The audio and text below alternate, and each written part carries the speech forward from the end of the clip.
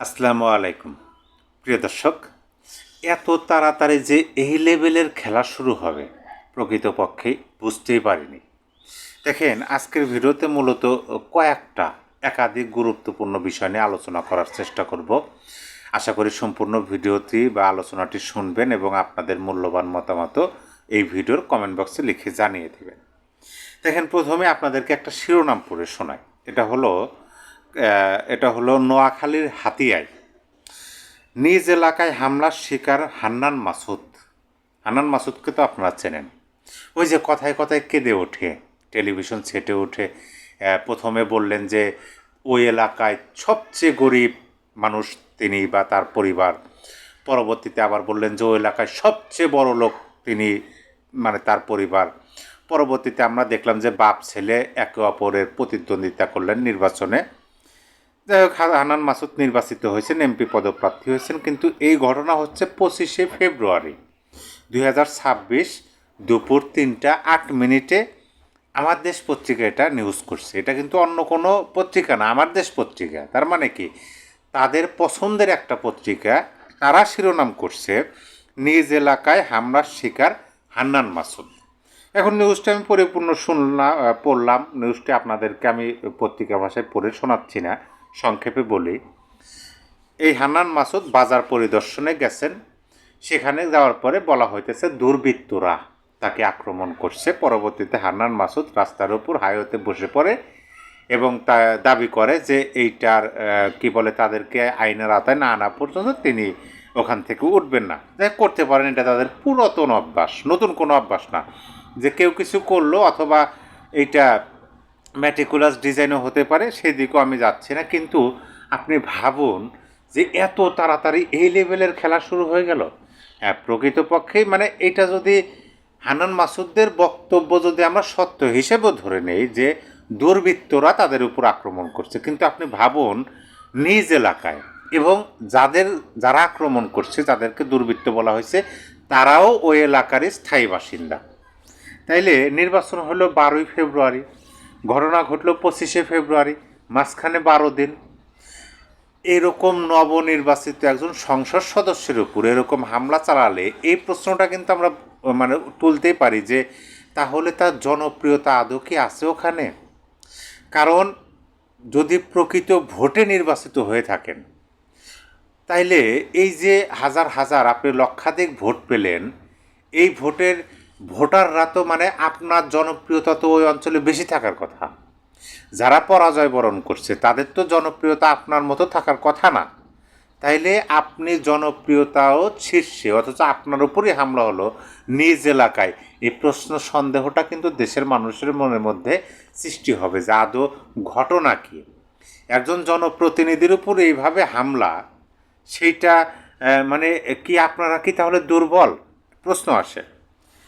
একটা বিষয় আপনাদেরকে বললাম, অবশ্যই এই বিষয়ে আপনারা কমেন্ট বক্সে লিখে জানিয়ে দেবেন। আর একটা বিষয় আপনাদেরকে বলি, গতকালকে এই বিষয়ে আমি একটা পূর্ণাঙ্গ ভিডিও করেছি, পত্রিকার ভাষাতে আমি পড়ে আপনাদেরকে শোনানোর চেষ্টা করছি যে আওয়ামী সভানেত্রী প্রকৃতপক্ষে কী কথাগুলো বলছেন। কিন্তু দেখেন, সব জায়গাতেই এর অন্য লেভেলের, মানে কোন খেলা যে চলছে কোন লেভেলে কে জানে, এরকম ওই যে গানের মতোই মানে এই লেভেলের খেলা শুরু হবে এত তাড়াতাড়ি। দেখেন, আমি ভাবছিলাম যে নির্বাচনটা হয়ে গেলে একটা নির্বাচিত সরকার আসবে, যখন মপতন্ত্র থাকবে না, ধীরে ধীরে এরকম যে এখন যেমন আমরা দেখতেছি যে আওয়ামী লীগের বিভিন্ন কার্যালয় খোলা হইতেছে, জাতীয় পতাকা, মানে ধীরে ধীরে সক্রিয় হওয়ার চেষ্টা হইতেছে। কিন্তু গতকালকে যে নিউজটা আপনাদেরকে শোনাইছি, প্রকৃতপক্ষে সেই নিউজটা আমাদেরকে এই বার্তায় দেয় যে সময় ক্ষেপণের মানে সময় নাই।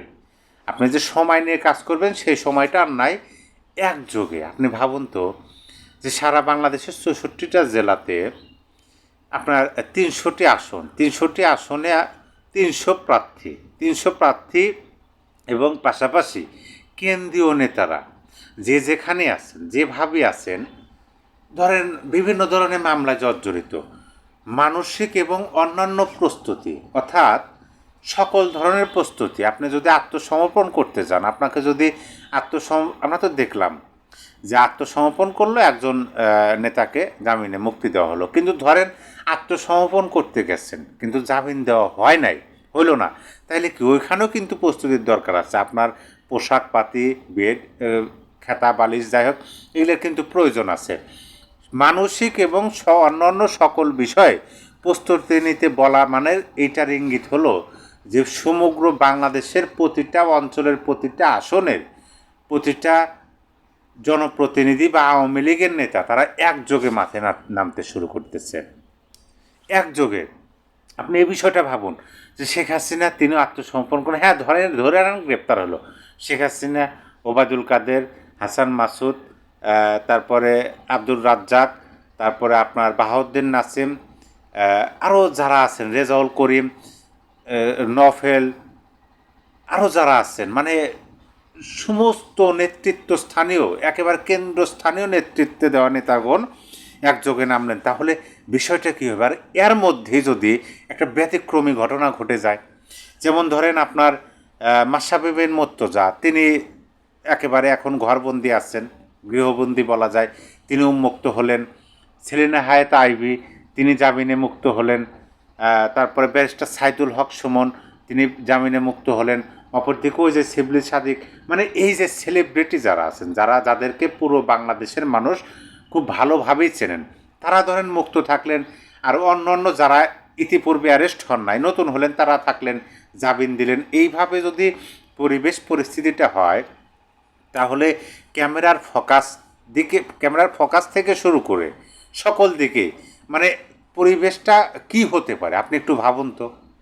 মানে এত তাড়াতাড়ি এরকম পরিবেশ সৃষ্টি হবে, আপনার এটা কি কল্পনার মধ্যে ছিল? হয়তো বা আমি 2 দিন আগে বা 7 দিন আগে কথাগুলো বলতেছি, কিন্তু এরকমই তো ঘটবে। আমি তো এই নিউজটা আপনাদেরকে দিচ্ছি যে ব্যারিস্টার সাইদুল হক সুমন কারাগারে থেকেই তিনি আইনজীবী সমিতির তিনি নির্বাচনে লড়াই করতেছেন। তাহলে যদি তিনি নির্বাচনে জয়যুক্ত হন, তাকে তো আর কেউই আটকে রাখতে পারবে না। তিনি একজন প্রতিনিধি হবেন, তিনি জামিন অবশ্যই পাবেন।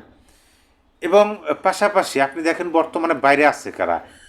আপনি যদি বঙ্গবীরের কথা ধরেন, বঙ্গবীর কাদের সিদ্দিকের কথা ধরেন, লতিফ সিদ্দিকের কথা ধরেন, তারপরে আরও যারা আছেন বাইরে, এখন কেউ তো এখন মানে সবাই তো চুপ, অ্যাক্টিভ না।